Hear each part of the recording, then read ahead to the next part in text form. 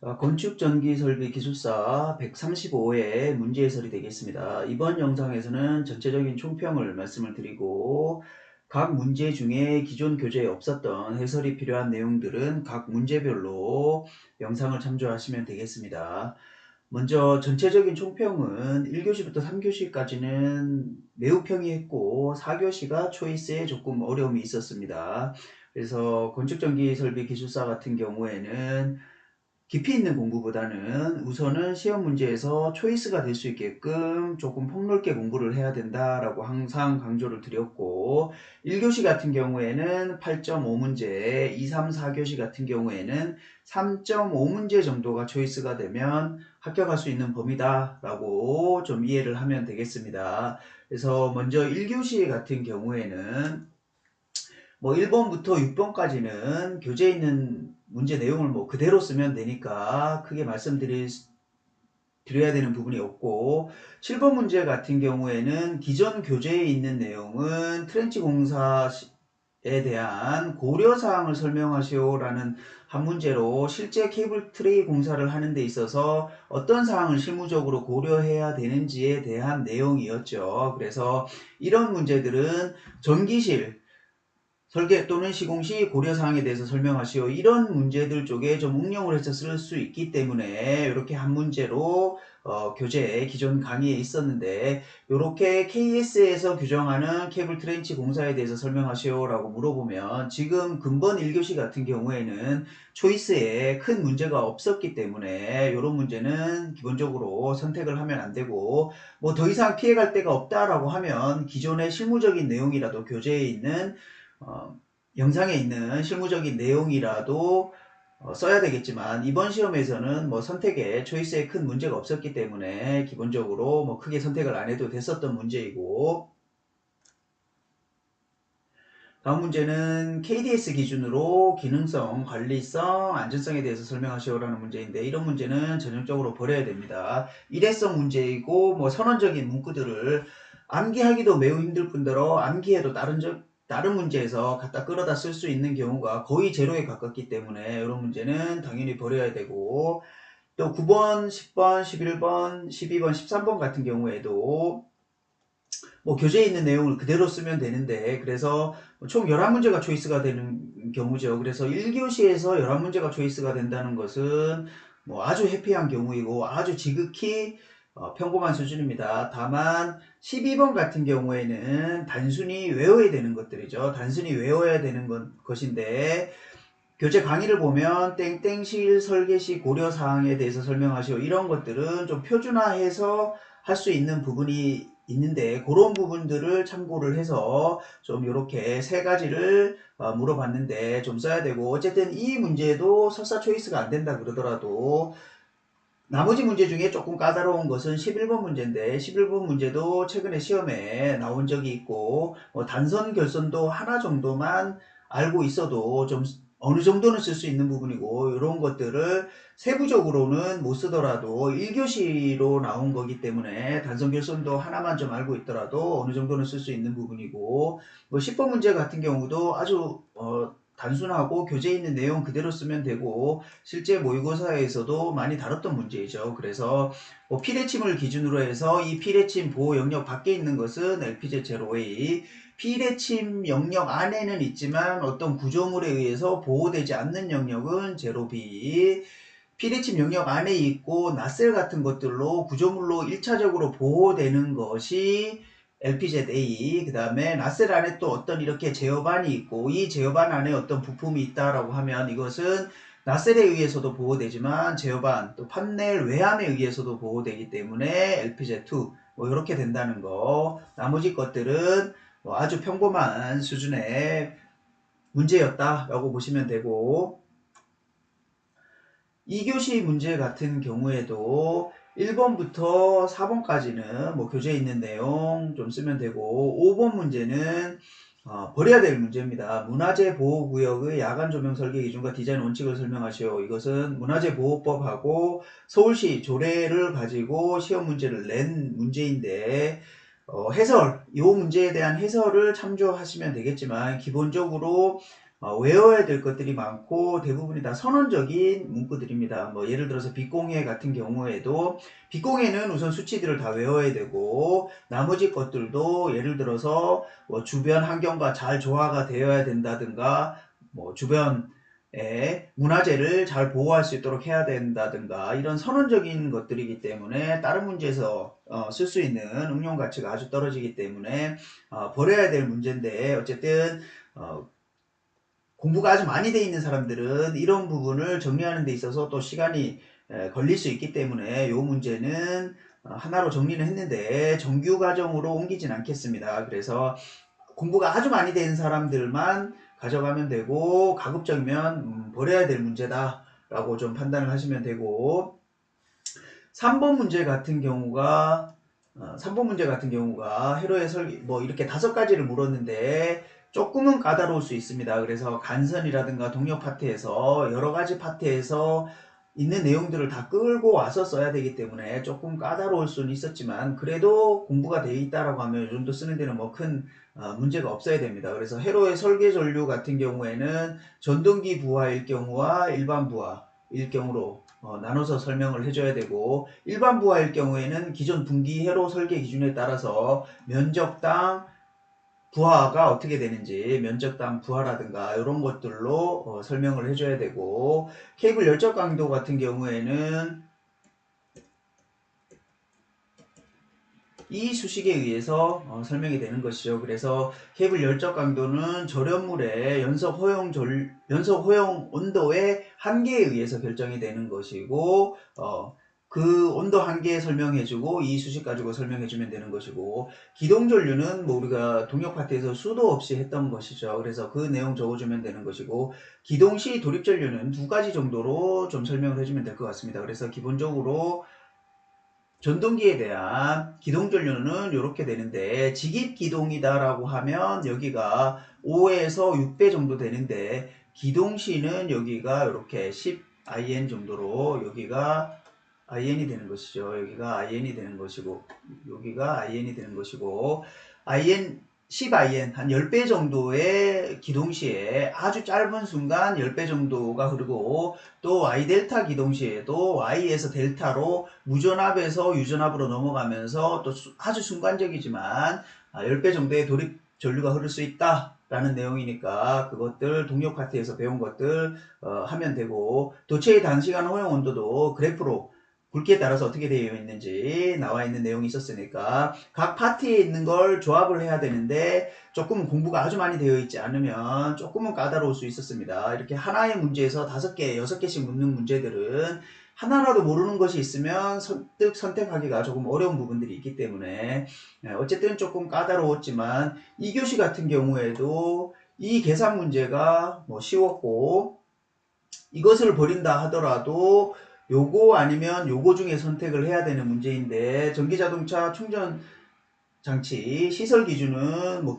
그동안 시험 문제 많이 나왔고 모의고사도 많이 받고 이거 쓰는 거는 문제가 없었고 설치 수량 같은 경우에는 요것도 별도 문제로 있긴 했지만 조금은 까다로울 수 있는 부분이고 외부 기계적 충격에 대한 방도 기준 IK 기준도 방제 파트에 별도 문제가 있긴 했습니다. 그래서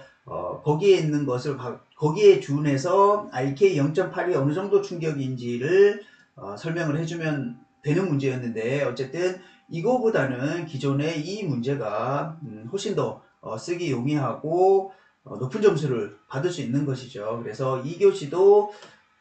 많이 평범했다라고 이해를 하면 되고 이 계산 문제 같은 경우에는 계산 문제에 있어서 단락전류랑 대칭좌표법 그 다음에 역률 계산 콘덴서에 대한 캐패시터에 대한 역률 계산 문제라든가 전압 강화 문제 그 다음에 태분안의 등가 회로 같은 것들 이런 계산 문제들은 놓치면 안 된다라고 말씀을 드렸죠. 계산 문제는 준비가 안 돼 있으면 그 전체 시험을 망칠 수 있지만 계산 문제만큼 높은 점수를 받을 수 있는 문제도 없고 계산 문제 같은 경우에는 처음에는 조금 어렵지만 몇 번만 반복하다 보면 굉장히 좀 익숙해집니다. 그래서 이렇게 쉬운 계산 문제들은 반드시 초이스가 돼야 되고 이런 것들도 계산 문제를 봤을 때 어느 정도 감이 먼저 잡혀야 됩니다. 그래서 전원 같은 경우에는 단락 용량이 100메가이고 기준 용량이 2메가이기 때문에 여기서부터 퍼센트 임피던스는 어느 정도 되겠구나. 이게 지금 229에서 380 변환하는 건데 퍼센트 임피던스가 지금 40이 2보다는 훨씬 크죠. 그래서 이 리액턴스 성분이 지배적인 거고, 그러면 40%라는 얘기인데 여기에서 조금 감을 잡아야 될 거는 문제에서 다소 실제하고는 거리가 먼 수치가 주어졌구나 라고 감을 잡을 수 있어야 되는 거죠. 그래서 단락 전류는 퍼센트 임피던스 분의 100 곱하기 IN인데 전격 전류의 몇 배가 단락 전류가 되느냐는 이 퍼센트 임피던스에 의해서 결정이 되는데, 보통 우리가 229 계통에서의 변압기는 퍼센트 임피던스가 5에서 7% 정도 되는 것이죠. 그래서 20에서 25배 정도가 단락 전류가 돼야 되는 것이 정상인데 지금 40%나 자기 용량에서 40%나 되기 때문에 결국은 뭐 2.5배 정도밖에 안 된다는 얘기입니다. 그래서 실제와는 거리가 먼 수준이 주어졌고, 이게 벌써 변압기에서 퍼센트 임피던스가 이렇게 지배적으로 결정이 됐기 때문에 다른 것들은 크게 영향을 못 미친다라고 이해를 하면 되고, 유도 전동기가 주어졌기 때문에 이것은 유도 전동기에 대한 기여 전류를 계산을 해줘야 되는데, 이 기여 전류도 마찬가지로 기준 용량이 2메가인데 변압 용량이 유도 전동기 용량이 하나는 500이고 하나는 100이고 퍼센트 임피던스가 17%라는 얘기죠. 그러니까 17%니까 여기가 17%가 되니까 20%라고 하면 5배 정도밖에 안 되는 데다가 이 기준 용량이 이 전동기의 용량이 기준 용량 대비 작기 때문에 기어 전류도 어느 정도 큰 영향은 못 미치겠구나. 그러면 결국은 이 여기서부터 2메가로부터 산출되는 전격 전류의 40%이 언저리를 하면 그것이 단락 전류가 되는 거고, 그런 식으로 자기 계산이 맞았는지 틀렸는지를 검산을 해보면 되는 거고, 이런 문제들은 실제 제가 뒤에 동영상에서도 별도의 영상으로 설명을 하겠습니다만, 이런 문제들을 풀고 난 다음에 계산 결과의 검증 또는 뭐 계산 결과의 물리적인 의미해서 이런 것들에 대한 퍼센트 임피던스를 왜 어떻게 적용해야 되는지, 그 다음에 비대칭 계수를 어떻게 적용해야 되는지 이런 것들을 추가적으로 더 설명을 해줘도 되고, 아니면 계산 결과의 검증을 해서 제가 지금 말로 설명드린 이 계통에서는 지금 이 변압기의 퍼센트 임피던스가 가장 지배적이고, 단순히 이 변압기만 계산했을 때 어느 정도고, 이것은 계산 결과와 어느 정도 차이가 있기 때문에 양쪽이 모두 유효한 계산 결과를 나타낸다. 이런 식으로 검산을 좀 한번 해줘도 되겠습니다. 그래서 2교시도 좀 많이 평범했고, 3교시 같은 경우에는 1번 문제, 2번 문제, 요거 뭐 교재에 있는 거 그대로 쓰면 되고, 특히 스포트 네트워크 같은 경우에는 그림으로 많이 설명할 수 있는 부분이기 때문에 이런 문제들을 초이스하게 되면 답안이 굉장히 좀 그럴싸해 보입니다. 그래서 이런 것들, 스포트 네트워크는 시험에 나올 수 있는 게 딱 3문제, 4문제 정도로 한정이 되어 있는데 그림으로 상당히 답안 채점관한테 어필을 할 수 있는 문제이기 때문에 이런 문제도 꼭 가져가야 된다라고 말씀을 드렸었는데요. 어쨌든 그림으로 잘 표현해서 채점관한테 어필할 수 있는 문제다라는 거고, KDS 같은 경우도 뭐 최근에 시험에도 나왔었고, 요것은 교재에 있는 거 그대로 쓰면 되고, 3번 문제 같은 경우가 기존에는 10점짜리 정도로 쓸 수 있는 문제인데, 물론 25점짜리로 이렇게 나온다 하더라도 어느 정도는 쓸 수 있는 부분인데, 또 공부가 조금 덜 돼 있는 사람은 이렇게 세 가지를 어떻게 나눠서 25점을 확보해야 되는지를 좀 어려움을 겪을 수 있기 때문에, 어쨌든 이렇게 시험 문제에 나온 대로 한 문제로 별도 영상으로 또 해설을 하겠습니다. 4번 문제 같은 경우에 기존 교재에 있는 거 그대로 쓰면 되고, 5번 문제 같은 경우에는 변환 효율과 이 부분에 대해서는 교재에 있는 내용을 그대로 쓰면 되는데, 파워 톨러런스가 문제 없었죠. 파워 톨러런스라는 것은 결국은 뭐 모듈 하나가 600W 짜리라고 하면 이 600W에 대한 오차가 당연히 있겠죠. 뭐 599W일 수도 있고 601W일 수도 있고, 어쨌든 이 모듈 제작사가 보증하는 600W에 대한 오차 범위가 있을 것입니다. 그 오차 범위를 얘기하는 건데, 어쨌든 이런 것들은 기존에 자기가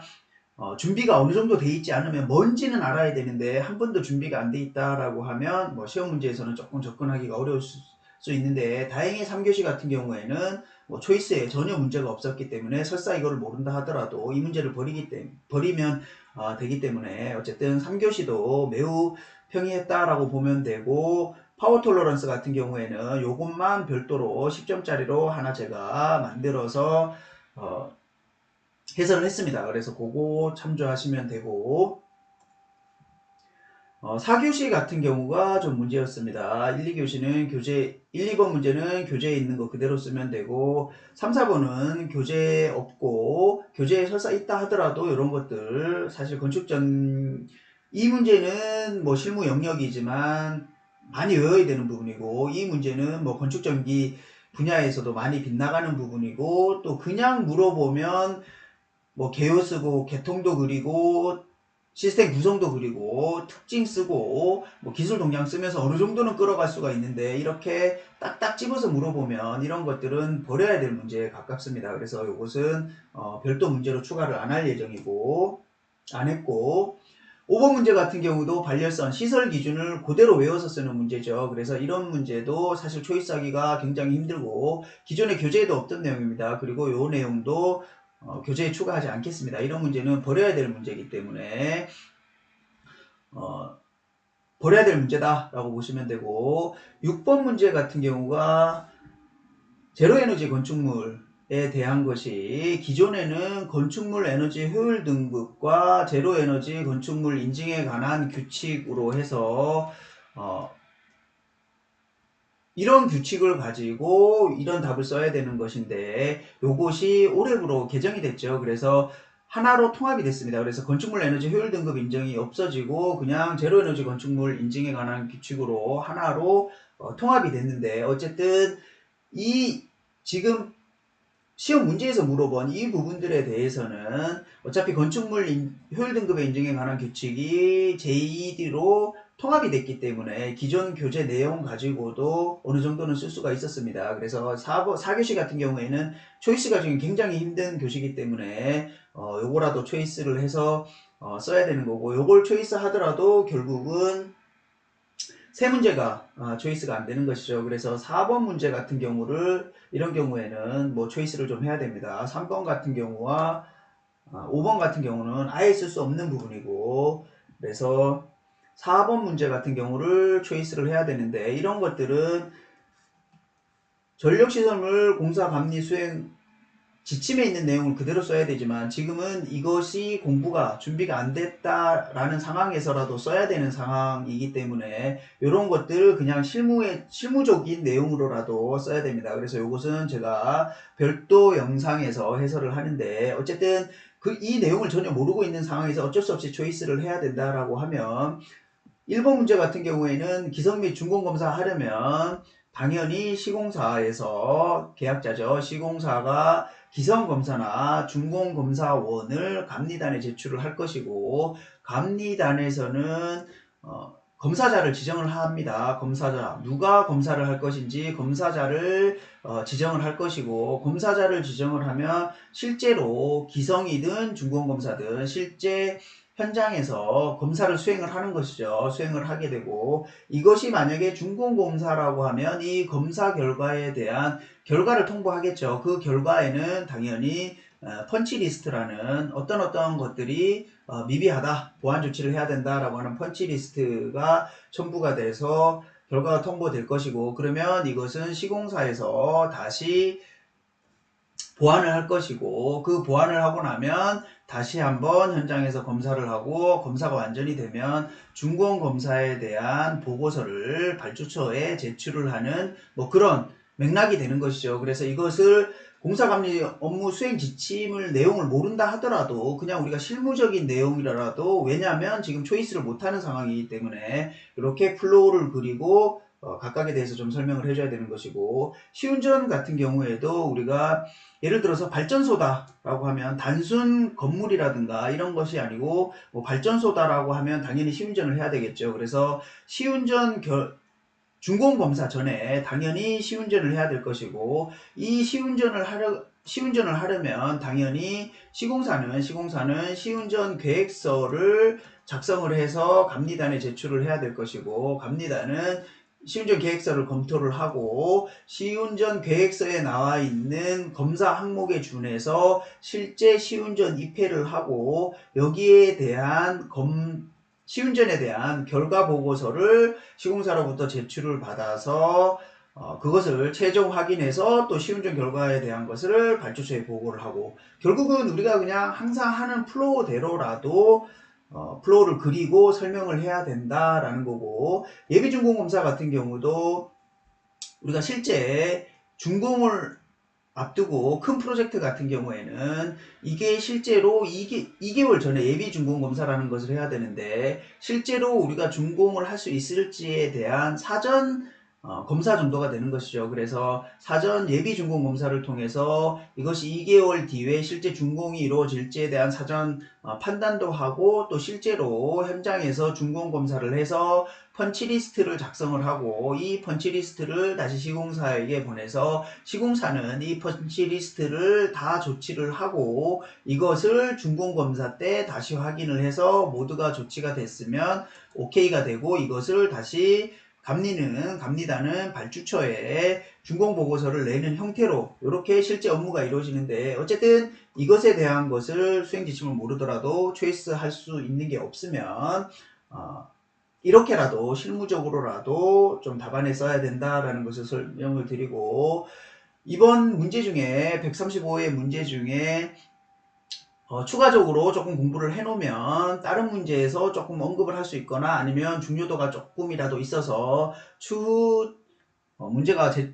다시 출제될 확률이 있는 것들은 별도 영상으로 하나하나 해설 영상을 참조하시면 되겠습니다. 그래서 다음 영상에서 계속 진행하겠습니다.